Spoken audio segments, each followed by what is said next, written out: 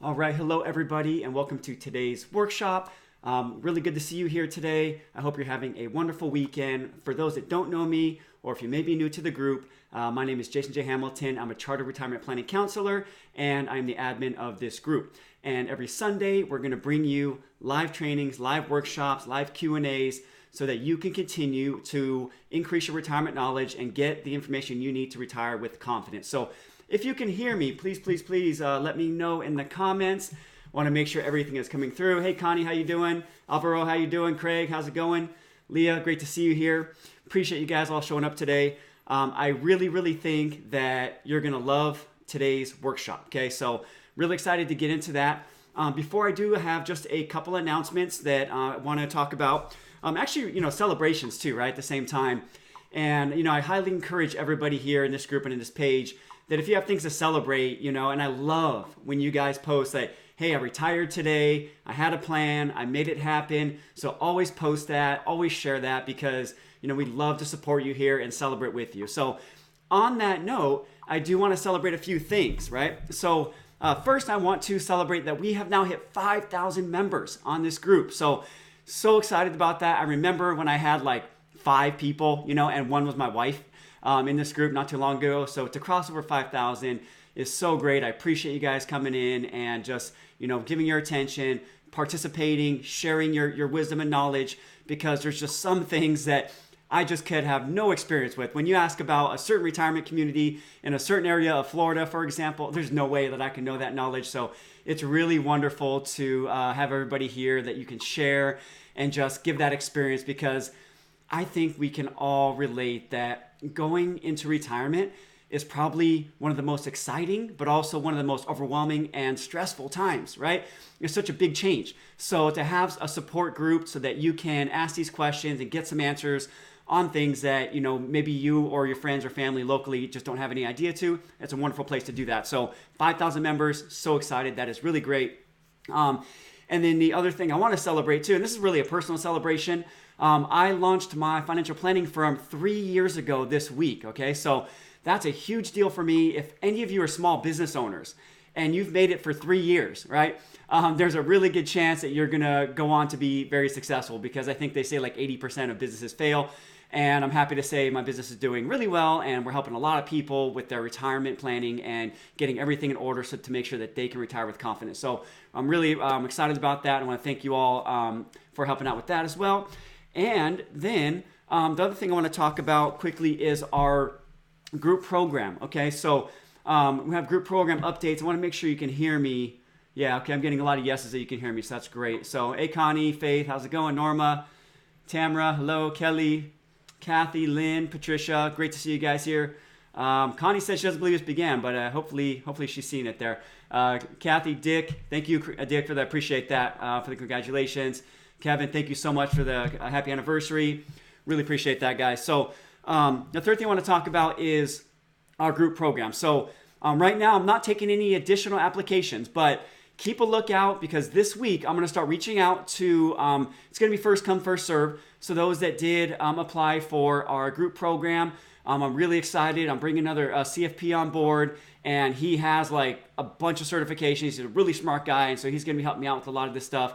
So I'm going to be reaching out to you guys shortly here just to have a quick conversation with you, let you know a little bit more about what it's going to entail. And I want to make sure it's a good fit. I don't want you to be, either expecting something, very simple, or something very complicated. 'Cause we're looking for folks right in the middle that have pretty simple situations that just need to get those retirement numbers and make sure they're in a good place and get some investment advice, some Social Security advice, maybe some healthcare advice, and we're going to help you out with all that. So that's going to be coming this week. So keep your emails open. If I don't hear back from you from an email, just full disclosure, I may be sending you a text so that you can get a chance to learn about it and see if it's going to be a right fit for you. So those are my big celebrations. Okay, today we're going to talk about Social Security. I'm going to talk about 9 things, right? 9 things that you need to know to make the most of Social Security.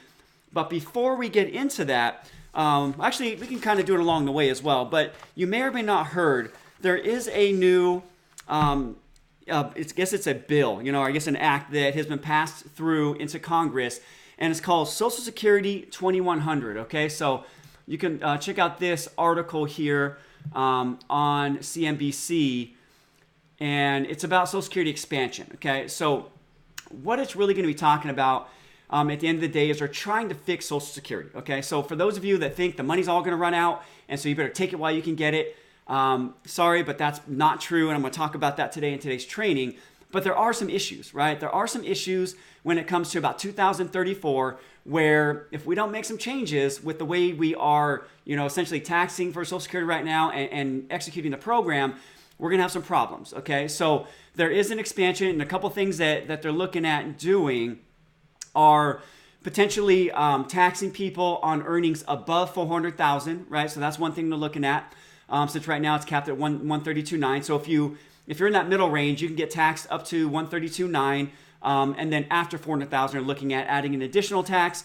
They're also talking about increasing payroll tax, which would gradually rise. I don't know exactly what that means, but right now it's currently at 12.4. Okay, so if you're self-employed, you pay 12.4% into Social Security. If you are employed by a company, you pay 6.2%, and your employer pays 6.2%. Okay, they're talking about increasing that to 14.8 total. So that would be 7.4 for each, right? So if they were to do that, that's an additional percentage, right? So not great. Increasing taxes is not usually a good idea. But by doing these things, it's really going to help out. And it looks like it'll fund the Social Security program based on projections for another 75 years, okay? So for most people looking to plan for retirement between now and 10 years, most likely 75 years is going to serve you well, unless you're one of those crazy people that's trying to retire at like 30 years old, which I think is a horrible idea. But there are some things that are coming in that look pretty good. This is not, again, I really try to keep politics out of this group, right? This is nothing political. It's not what we're talking about here. We're talking about Social Security and your confidence in the program that it's going to be there for you, because I think that's really important. It's a foundation for many, many people's retirement plan is Social Security. So this is not the Bernie Sanders program, okay? That he has a separate one, and that they're trying to tax above 250. So that's not this one. But the Social Security 2100 Act, it's in the House currently. It's introduced by Representative John Larson. So John is a Democrat in Connecticut, and it would require that earnings above $400,000 be taxed to essentially cover the shortfall that we're looking at for this program, okay? So, it's not perfect by any means. And if we all have to have a higher Social Security tax by 1 or 2% coming out of our paycheck, that's not great either, okay? But what they're looking to do as well is set a new minimum benefit at 125% of the poverty line. So for retirees that are really short on retirement savings, that could be a really, really good thing for them. I don't know if you've heard of another gentleman. His name is Andrew Yang. He's trying to be a Democratic candidate, and he's talking a lot about a universal basic income. Okay, folks, for those of you that aren't really paying attention to what's going on in our economy with automation, with the robots, right, whatever you want to call them, automation is coming very, very quickly, okay? It's very real that we could have self-driving trucks and self-driving cars within just the next couple years, okay? So driving, big rig, driving trucks, driving jobs in general is one of the top 5 jobs for people with high school educations or below. So, people that if they're, no longer going to have a job driving, it's not like it's realistic to say, oh, go learn the code. That's not realistic at all. So there's a lot of things that may be coming, with automation and then also with healthcare, that the technology is increasing so quickly that so many folks I hear say, oh, what if I pass away before 67 or 70? In reality, there's a much bigger chance and a much bigger scare that you're going to live beyond the current average age, which if you are 60, average age for men is about 84 and women is 86. So that means 50% live longer, okay?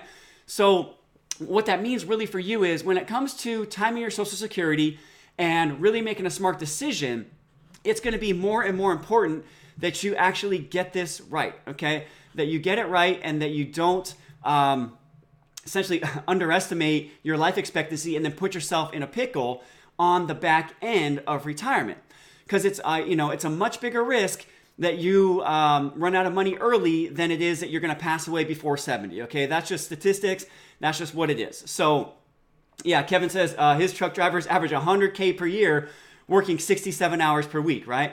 So that's really, really important actually to realize, because what they're estimating is by these self-driving trucks coming in, that's actually going to bring about, I think they said $186 billion back to our savings, right? To companies that use these trucks. So what's that going to mean? Are they really going to pay drivers $100,000 a year? Plus they have to deal with all the taxes, Social Security, healthcare, and the risk of people crashing, right? So then you have insurance, and there's a lot of things that go into that. Or do you think they're going to make a shift much quicker than we expect over to automated vehicles, okay? So again, I'm not trying to freak you out. I'm just trying to make you aware of these things that are coming, and I don't want you to put your head in the sand, okay? If you are already close to retirement, 2, 3, 4, 5 years, you're probably going to be in good shape, right? But if you're a little bit further out, these are very, very real things that you need to consider. You need to consider these things when it comes to retirement planning. There was another benefit I wanted to share with you as well, and we're going to talk a little bit about that today, but provisional income, right? I see a lot of complaints about provisional income where once you get past certain points, you have to start paying either 50% or up to 85% of your Social Security can be taxed, right? And I know that's a pain point in a sense for a lot of people, but they're also talking about increasing those amounts so then you have to pay less taxes later. So that means you get to keep more of your Social Security. So there's a lot of changes that are being proposed here, and I think honestly most of them are good. Increasing taxes isn't the best idea, but we have to do something. And the whole point of me really talking about this is so that you are aware and that you're making your Social Security decisions very, very smartly, okay? Using intelligent things and not just thinking about that what if you die and what if you don't get it, because that's not the right way to be thinking about it, okay? At least from a financial perspective. So I want to talk a little bit today about Social Security and really give you 9 things, 9 big things that you need to know to make the most out of your Social Security benefits, okay? So it's really important that you make the most out of your Social Security benefits, and I think hopefully today I'm going to persuade at least a couple of you. I know I'm not going to persuade everybody, and that's okay, but I want to persuade at least a few of you to consider delaying, right? And when you really look at the numbers and when you really look at the confidence and the long-term success your retirement plan can have by delaying Social Security, it might make sense. And I'm going to put a disclaimer up front too that I know there are some people that have health issues, that have financial situations, that they just have to take it early, okay? And that's okay, and I understand that. But what I don't want you to do is if you have some money put aside, that you're just only making your decision based on fear, because I don't think that's really the right way to go about it either. So let's jump right into today's training, and let's discuss this a little bit here. So as always, before we get in, I have some disclosures that everything here is meant to be for informational purposes. This is not specific advice. This is not tax, legal, or anything like that. And I do have to mention here that I am not employed by, affiliated with, or endorsed by the Social Security Administration, and that all examples are hypothetical and for illustrative purposes only, okay? So actual results will vary, and no part of this presentation is intended to make an offer of sale or purchase of any specific security or insurance products. In case you guys don't know, I don't sell insurance, I don't sell annuities. I'm a fiduciary advisor, so that's not a problem anyways. I'm just making this disclosure to you. So let's talk about this a little bit here, okay? So, the first thing I want to talk about is really this chart. Okay, this chart is based on data from the U.S. Treasury website for long-term real rates, okay? So this is basically the expected return over and above inflation that you can get with government backing via the Treasury Inflation Protection Security, or TIPS, right? So have you ever heard of a TIPS fund, or just Treasury securities? That's another name you could have heard about it for. And it used to be that you could expect over 4% yield, right, on top of inflation. So back in the day, before interest rates became so low, it was very easy to get your money into very safe places and get a guaranteed at least 4% yield on top of inflation. And that was great, right? But as we all know, rates have come down significantly. And in reality, now you can basically expect nothing. And for some time, the yield has actually been negative, right? If you account for inflation. So that's really important to think about, because inflation risk is very real. And it might be your biggest risk when it comes to retirement, because the word risk, I don't want you to think about risk as far as how much fear you should be facing, right? Risk is just that you have to, have your money earning something above and beyond what you can get for guaranteed rates, which with CDs right now, we're probably seeing somewhere about 2.4 to 2.6. So that's probably the best you can get. And treasurers are sitting right around the same place, okay? So when you think about risk, and keeping pace with inflation and defeating inflation risk, what that means is you need to earn, if possible, right? Most people at least, okay? If you're sitting on a few $1,000,000 and you don't need much to live on, probably not a concern. But for most people, we're going to need to make sure that we're taking your assets and we're investing in a way that you're earning at least, 3 or 4% above what inflation is, so that you can continue to increase your lifestyle throughout retirement, okay? And so there's things that you're seeing now that might be fixed income instruments. Like we're seeing some annuities that are 4 or 5 and even high 5% with a guaranteed rate, but they don't have a inflation adjustment built in, right? So that money today, when you look at 10, 20, or 30 years out, is going to be worth a whole lot less in the future. So if you don't have anything built in to take care of inflation, then that could really, really cause you some issues. So we've got to consider that when it comes to our retirement planning. And the great thing about Social Security is that there is a cost of living adjustment. That's what's so nice about it. So I want to talk a little bit about this chart, okay? So the number one concern that I hear from people is that Social Security is broke, okay? That Social Security is busted, that it's going out of business, that the money's going to be gone, and that take it while you can, and if you don't take it now, you're never going to get it, okay? So the reality is that's just not true, okay? But what this graph represents is the Social Security Trust Fund, okay? So until 2020, payments will be made from interest earnings on accumulated trust fund dollars. But after 2020, when the bulk of boomers have begun to draw benefits, we're going to start dipping into principal, okay? So the estimate, if we don't change anything, is that we'll exhaust this fund by 2035. Okay, so that's what the estimates are currently right now. But this assumes that no changes will be made to the system. So even then, if we just funded Social Security out of our current contributions, because I hear about this in politics all the time, saying Social Security is like, it's something that the government has to fund out of their own budget. Like it's, a social welfare program. And it's just not true. Social Security is a social insurance program that we as citizens, we pay into it. And so our tax dollars go into this program. And because of that, that's how it's funded. So, if we just lived off of that and basically funded it out of our tax dollars, then our current taxes would still be able to cover about 77 cents of every promised benefit dollar. So it's not like one day in 2035, it's just going to stop and go broke. But that being said, as you can see from this chart, Social Security is actually, the best funded program that we have, right? So if you're looking at, our disability program and our Medicare program, Social Security is actually the best funded program that we have. So that's a solid blue line. The dashed line is disability. So I'm not sure if you can see my mouse here, but the dashed line is disability, and the red line here is Medicare. Okay, so we got bigger problems than Social Security. But we're here today to talk about Social Security, and so I want you to see with real data what it's really looking like right now. So I want to talk a little bit about the likely changes that are likely to happen. So first, there's constantly talk about removing the earnings cap. Okay, so the earnings cap right now is currently $133,900 of earned income. If this cap were removed and folks were in general just taxed all the way up on the top of their income, just like that, we could fix our Social Security problem, right? But I don't think our high-earning folks and our highly successful folks really want us to do that. And I don't think they want to keep paying that all the way up, because that would really hurt. And in all honesty, a lot of folks don't have this kind of income consistently. They may have a few great years where they maybe sell a business or have a couple great years in business, but then it reverts back to the mean. But if the cap were removed, the system would be fully solvent, okay? Another thing we're looking at possibly is that full retirement age can be raised for younger workers.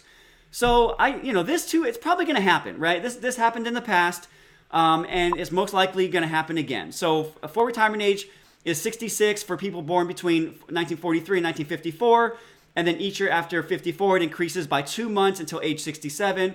So people born in 1960 or later, full retirement age is 67. So basically, that means that an even bigger penalty for taking early for young people, because as we all know, the amount you lose off Social Security is based on what your full retirement age is considered your full benefit, and then any amount of months or years you take it earlier, there's a percentage that it is reduced. Okay, so if they raise that, then that could be a problem. Okay, So then the third thing, which I was talking about a little bit early today, is that payroll taxes could be increased. So right now, like I said, you pay 6.2% out of your paycheck, and your employer pays 6.2%, and then that total is 12.4%. So to make the program fully solvent, they would need to raise that by 2.84%. 2.84% increase, so that'd be 1.42 on each side. That would do it. So that's in this new proposal. So if most of the folks here are the ones that go vote, right? Young people are really not great at voting yet. It's mostly the older folks that are looking at retirement. Those are the ones that get out and vote. So if you want to see the system solvent and this comes up, this may be something you want to consider voting for, or reaching out to your congressman for, because it could really, really put a lot of security for you long term. So, but what I do want to note is that none of these changes would impact the benefits of people who are within currently taking benefits or close to taking benefits. Okay, so we'll talk later in the presentation here about changes that took place due to the Bipartisan Budget Act of 2015. But even those changes, which were labeled as fixes to loopholes, were phased in, albeit over a relatively short time. But those are the things like file and suspend, those different strategies you could do before, and you can still do a little bit of them, but in all honesty, most of them went away for most people. But if you're already in retirement, this stuff will not impact you, so you may not want to vote for it, but if you have kids or grandkids that you want this system to be there, then that's something you may want to consider, okay? So one that impacts benefits is called Chained CPI. So there's one change that will likely happen, and it will impact benefits for people who are currently taking benefits, and that is a shift to Chained CPI. So Chained CPI says that as things get more expensive, your buying habits change. So if there's a shortage of oranges and the price skyrockets, you may switch to apples, for example. So, that's just kind of how things are. Sometimes if things get too expensive, like in California here, Disneyland, I think it's like $120 or $130 per ticket. So instead of going to Disneyland, you see more people going to Universal Studios and Magic Mountain, or also known as Six Flags. So that's just kind of how things happen, that if certain things go up in price, we kind of shift to other things as a species.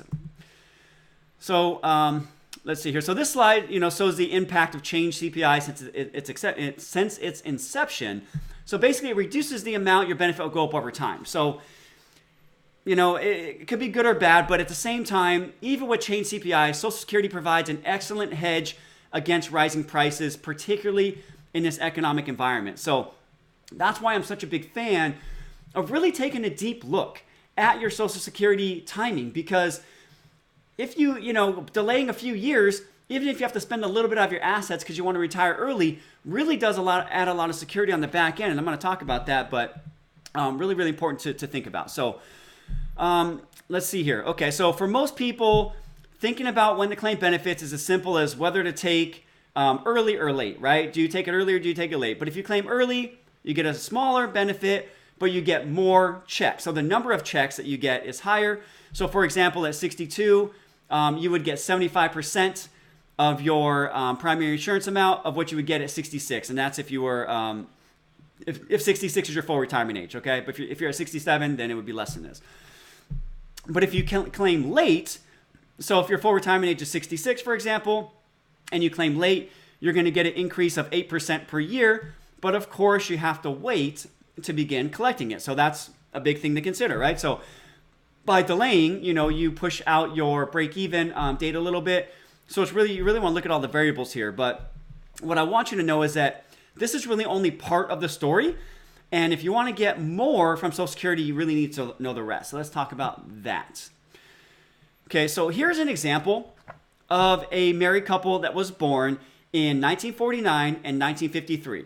So he was a high wage earner and she was a below average wage earner. So the husband here was a higher and the wife here was a lower. And the example assumes that the man lives to 85 and the woman lives until 90. Okay, so that's pretty normal for the most part. So claiming at 62, they would have netted about $860,496. So if they would have filed at 62 and they lived to those ages, their retirement income amount would have been $860,496 or about $860,500. But if they would have done the best strategy, the recommended strategy in this case, they would have netted over $1 million, right? So we're talking, over, was that almost 200,000, a little bit over 200,000 more dollars by getting the proper strategy in place if they live to these ages. Again, full disclosure, if you pass away early, then this is probably not the case. But in reality, most folks, like I said, the average is 84 for men and 86 for women.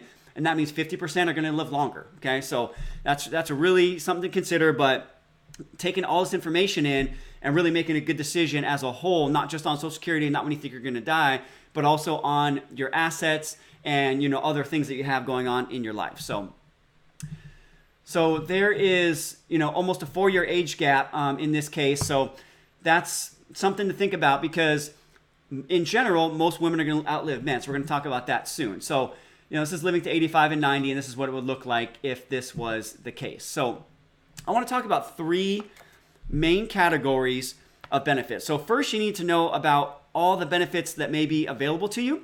And the first category is retirement benefits. So I've got that in green because that's a benefit that sticks out to most people on their green and white benefit statement from Social Security, right? You get that statement in the mail. That's what sticks out to most people. So then the next 2 here are in yellow because these benefits are not as well known and often may not be considered in your claiming strategy, but I think they're actually very important. So if you're married or divorced, you may be able to access a spousal benefit, which can be up to 50% of your spouse's or ex-spouse's full retirement age benefit. So that could be really, really important when it comes to your claiming strategy. And then upon death, you have survivor benefits, and then the survivor or even a divorced surviving spouse may be able to access a survivor's benefit, okay? So this is generally the higher of your own or the benefit of the deceased. So in short, good Social Security strategies are going to look to make the most of all 3 of these benefits. So really, really important to look at all 3 of these, okay? So I'm going to go out of order on this, and I'm going to talk about planning for survivor, okay? Because this is a thing I don't think a lot of people think about. Let me get some water really quick. Excuse me. A lot of people don't think about survivor benefits a lot of times when it comes to planning for Social Security. So when you're looking at survivor benefits, it's critical. Like, this is critically important. So at the death of the first member of a couple, the survivor generally receives the higher of her benefit or the benefit of the deceased. So if you're the higher wage earner, claiming early reduces not only your own benefit, but also the survivor benefit, okay? And so the most common mistake I probably see is this. A husband who's a higher wage earner and is also a few years older than the wife, he claims his benefits early because he's not sure how long he's going to live, right? So if he claims at 62, then he will have reduced his wife's survivor benefit by 17.5% relative to waiting to 66 and 44% relative to waiting till 70. So we're talking almost half of the survivor benefit because the higher earning spouse claimed early. So that's a big deal, right? So, you have to keep in mind that 90% of survivors' benefits are paid to women, and 80% of women survive their husbands on average for 14 years. So that's a long time to have to live on a dramatically reduced benefit. So really, really, really important to look at this, right? So if 80% of women survive their husbands on average for 14 years, and they're going to get, in this case, 44% less benefit, that's really going to impact lifestyle. I mean, that really, really could impact the lifestyle of that person that's having to survive for so much longer. Excuse me. And then 98% of widow benefit recipients are women as well. So that's something really important to consider. Okay, let me go to my next slide here. So I want to talk a little bit about switch strategies, because switch strategies may be able to get you more in retirement. So this is something we talk a lot about. And a switch strategy is basically taking one benefit for a period of time while allowing another benefit to grow, okay? And then later switching over to take a larger benefit. So here's a few examples. So if you're married and you're the lower earner, you can claim your own and then later add a spousal benefit, right? So if you're the higher earner, you can claim your spousal and then switch over to your own. So that would have been growing at, say 8% per year, for example. And so let me just repeat that to make sure that that's clear. So if you're married and you're the lower earner, you can claim your own, then later add a spousal benefit. And then if you are the higher earner, you can claim your spousal and then later switch over to your own, which would have been growing 8% per year. So that's can be really important when it comes down to the timing and getting this right. Okay. And then if you're divorced, you have many of the same options. So if you're divorced and you're not remarried, you're going to have a lot of these same options. So really looking into this if you're divorced is going to be very valuable to you potentially. And then if you are widowed, you can claim your widow benefit first and then switch to your retirement benefit or vice versa, right? So really looking at the timing on that and using what we call switch strategies can help you collect some benefit while allowing another benefit to build. But I want to make it clear that this isn't beginner stuff, right? And you really want to make sure that you do this right. So getting some good advice on this is really, really important to you, okay? Let me go to my next slide here. Okay, so you may need special filing. I'm going to talk a little bit about voluntary suspension and also restricted applications. So why do switch strategies take some extra effort? If you simply file normally, you will generally get your own plus any extra that may be available to you as a spouse. In order to preserve your option to switch later, you need to file a restricted application, okay? So if your spouse wants to claim benefits, but you still want to claim your 8% increase per year, you may do a voluntary suspension, and we can help you determine whether or not either of these techniques are necessary and how to evaluate. So this is something we need to do a software. It's not something I can just tell you off the fly. Really need to run the numbers on that. But these can definitely possibly help you out depending on your overall situation. I want to jump over here to the Bipartisan Budget Act of 2015 because this made significant changes to the switch strategies that I've just outlined. Okay, so effectively, creating 3 different sets of rules depending on when you were born. So I'm going to cover those in just a minute. But one thing I did not touch on was benefits for people who are currently widows or widowers. So you have the ability to elect only a widow benefit as soon as you're eligible and switch your retire benefit as late as age 70. So, or collect a retirement benefit as soon as eligible and then switch to a widow benefit as late as your full retirement age for widow's benefits. So there's a lot of stuff you can do back and forth. So if you're a widow, I definitely recommend noting this down because this is something that can bring you a lot of potential extra income when it comes to retirement here. So this bipartisan strategy changed a few things. So I want to talk about these in depth. So I want to talk about the phase out. So first I want to talk about auxiliaries. So auxiliaries such as spouses or children may claim benefits based on a worker who claimed benefits and requested a voluntary suspension prior to April 30th, 2016. So suspensions requested on or after April 30th, 2016 preclude any other beneficiary from collecting child or spousal benefits during the suspension. Another thing to mention is individuals born on or before January 1st, 1954 may restrict an application to only spousal benefits while delaying receipt of their retirement benefits and collecting 8% per year delayed retirement credit. So if you're January 1st, 1954 or before, but if you're born January 2nd, 1954 or later, you should focus on whether to file early or file late while considering the implications of the decision for the surviving spouse. So if you're January 2nd, 54 or later, again, the big focus should be on whether to file early or late while considering the implications of the decision for the surviving spouse, because that's a big, big deal to be looking at here. Okay, so I want to give you a quick case study and talk a little bit about a married couple, and let's call it, so John and Jane, right?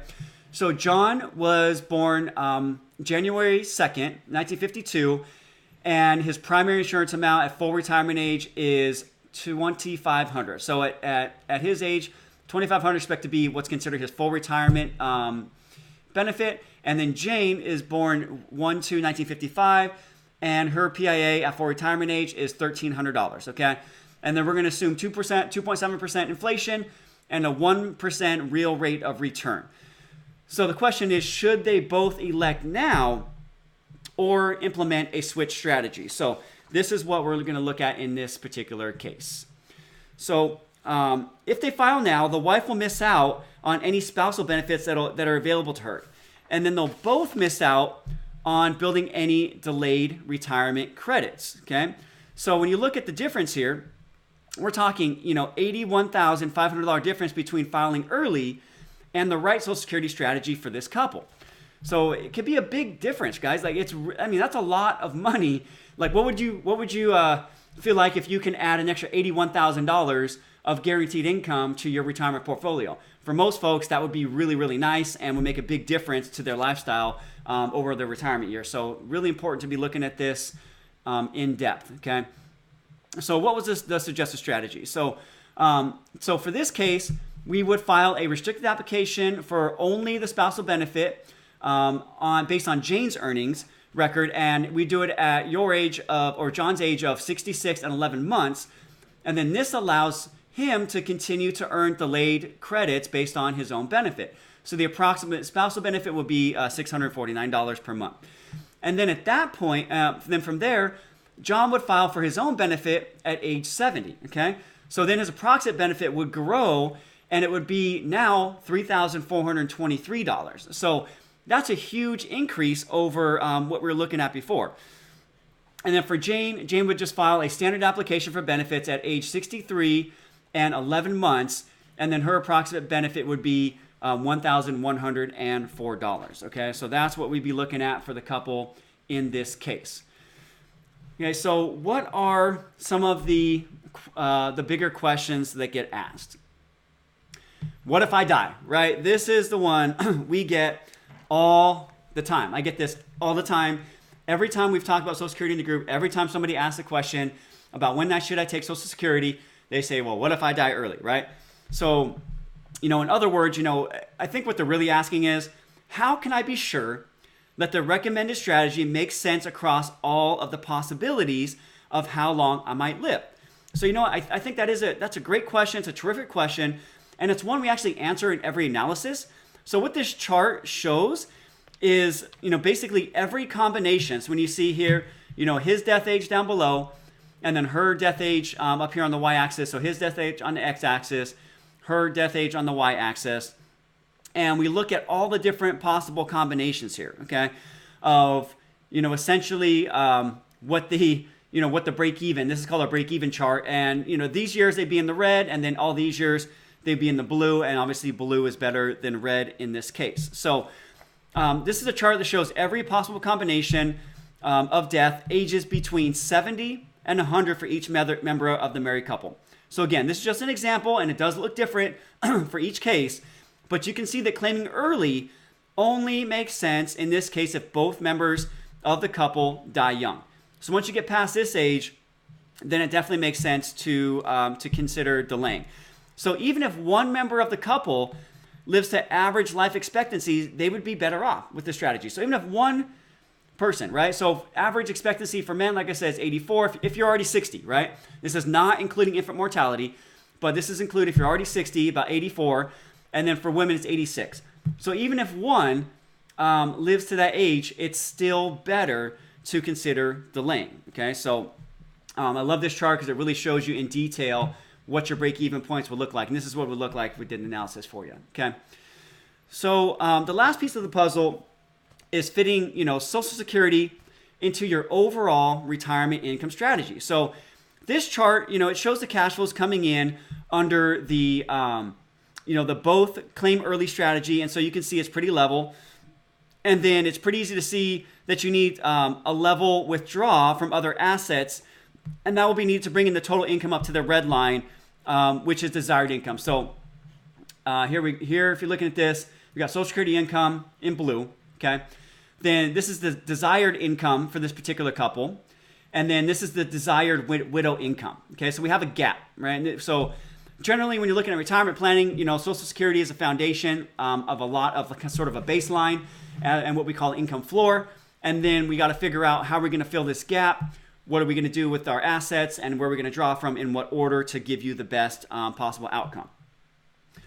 So when you implement a Social Security strategy, you see a pretty different pattern, right, of cash flows hitting the household. So in this case, there's still a gap on the front end, not nearly as big, right? But that's something, it does get reduced there. But then when you look at the back end for the widow income, there's almost no gap. I mean, basically, it's really going to be taken care of when it comes to the desired widow income. It definitely shortens down quite a bit. So There's a different pattern of cash flows when you look at it like this. So in this case, there is a gap on the front end, much smaller gap during the client's lifetime, and almost no gap for the survivor. So advisors, who've worked with this sort of planning are much better equipped to understand this appropriate retirement products to help you build in that retirement income. So I would definitely recommend, getting the, recommended advice, because making sure that you are covered is going to be super important and you get the strategy right. So now that you got a good idea of the overview, I want to go into, that you've got a good idea of what you should go into when it comes to your Social Security claiming decision. You might be asking this question: why not just go to Social Security for advice, right? So here's the thing. This is really important to know, that it's a question of perspective, right? So when you work with an advisor, a financial advisor, they're looking to organize your overall assets so that you can get the most from them over your lifetime, or if you're married, over the joint lives of you and your spouse. Social Security personnel are trying to get you the highest monthly benefit they can on the day you come into the office. So it's a very different perspective on really what they're looking at when it comes to your claiming strategy. And so you're going to get a different perspective. It's going to give you different results, right? The other thing that you need to keep in mind is that Social Security Administration cannot give advice, right? They are actually precluded by the rules from giving advice. So that's another reason why you probably want to get some outside advice on this. So, and then the third thing is they cannot ask you about outside assets. So obviously how you take Social Security impacts how you use your other assets. So this missing piece doesn't get you to where you want to go, and actually leaves a very big question mark that if you're not including outside assets when it comes to your Social Security planning, how are you really going to get an overall best advice on your scenario, right? It's going to be really tough to do that. So Social Security office is great. They're going to try to help you get the highest monthly benefit on the day you come in. But beyond that, they can't look at your overall situation and help you integrate all these other things that we're talking about here. So, and I see some questions about taxes. So I want to get into a little bit about the taxation of Social Security of benefits, because it is common among advisors to say 85% of benefits are going to be taxable, but that is not always the case. Okay, oops, go back one here. Okay, let's talk about provisional income. We've talked about this here before, but provisional income is once you hit these certain limits, that's when your Social Security starts becoming taxed. Okay, so that's really important. So for middle income and for upper income folks, 85% is often taxable, and then 15% is tax-free, but it's based on a formula called provisional income. The formula has thresholds based on whether you are single or married. So what provisional income comes down to is it's 1/2 of your Social Security benefits plus all other taxable income, including dividends, realized interest, realized capital gains, plus non-taxable interest earnings such as from municipal bonds. So that's how you're going to get your provisional income. It's this formula right here, okay? 50% of Social Security plus ordinary income plus any dividend and capital gain income, and then plus any non-taxable interest such as from municipal bonds. So I'm going to talk a little bit about thresholds here. And it will be great if in this new Social Security 2100 Act that they increase these thresholds. But right now, this is what we have to deal with. And these are not adjusted for inflation, okay? So if you are single and your income, their provisional income is over $25,000, then you're looking at 50% of your income potentially over your Social Security benefit, being taxed. And then over $34,000, you're looking at up to 85% of your benefit being taxed. If you are married, then you are looking at anything over $32,000 being taxed up to 50%, and then over $44,000 being taxed up to 85%. Okay. So again, at least it's not on 100% of it, so that's great, but that's still not fun to have to pay any taxes on that. But Social Security, it definitely does carry a substantial tax advantage over other forms of income. So delaying benefits in order to build a larger Social Security benefit can have a greater positive tax impact than most people realize. So because you're not getting taxed on the whole amount, by delaying Social Security and having more of the income you need come from Social Security and paying a maximum of 85%, that's still better than if you had to draw it from your IRA, for example, or your 401k, because 100% of that's going to be taxable, right? And we're not talking about Roth, we're talking about traditional. But this is something that is actually beneficial. So I want to go through a couple examples here. and talk to you about what that would really look like, okay? Because it's not as bad as most people think. And, so here's what it would look like. Okay, so let's say you have a $40,000 income, and you would then subtract the $32,000 limit, which would give you $8,000 left over, and you multiply that by 0.5%, and then that means you have $4,000 potentially there that could be taxed. So that is $0 over the second threshold. So the total taxable amount is only $4,000 in this case. So again, not a huge deal, but still. Now, if we can avoid this tax, we want to avoid it. But if not, then that's okay. Sergio asked about non-taxable 401k Roth. Yeah, so Roth income is not going to be counted with this. That's the great thing about having some Roth income or doing some partial Roth conversions. But in this case, we're talking about overall income. And Dick asked, have I factored in how much one Social Security is being taxed? Yeah, so that's what we're talking about here. Okay, so in the second case here, we have $50,000 income. So then you would subtract the $32,000 threshold. That would give you $18,000 left over. Multiply that by 0.5, or take 50% of that, and that would leave you with $9,000. So 50,000 here minus 44,000 equals 6,000. So 6,000 times 0.35 gives you 2,100. So you add these two together, and then your total taxable benefit would be 11,100. So again, it's not as crazy as like getting everything taxed, but you really have to understand this formula when it comes to timing, tax efficient distributions, and if you can avoid it, then that's a really, really great thing. So hopefully that makes sense.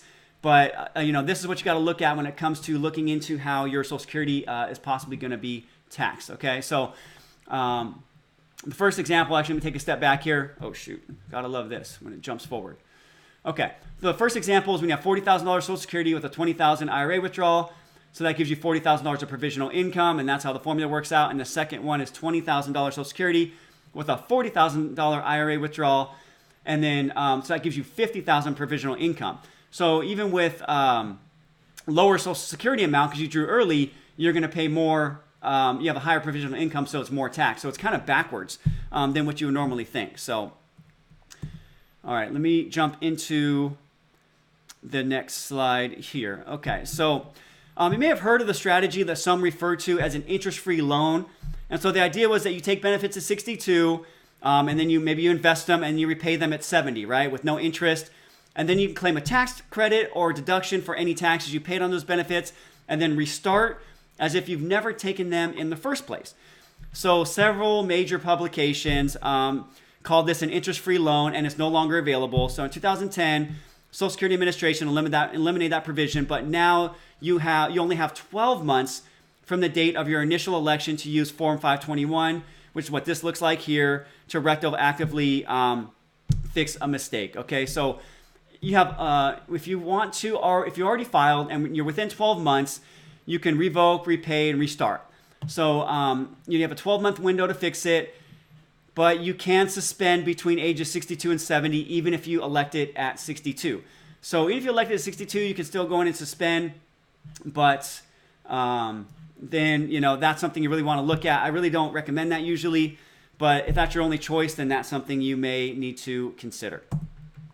Charlie said, no, it doesn't make sense. Charlie, if you want to message me offline or something, I'll walk you through some calculations, but hopefully if you look at this training again, you kind of go back through it and it will make sense to you. So, okay, so now this is where really having an advisor in your corner is really going to be much more crucial. There's now 3 sets of rules, and an age gap between spouses could mean that you fall into different sets of rules. So you really need to look at that. There is a definite expiration date to these strategies, but if you're eligible, you want to be sure that you understand and pursue the right strategy, okay?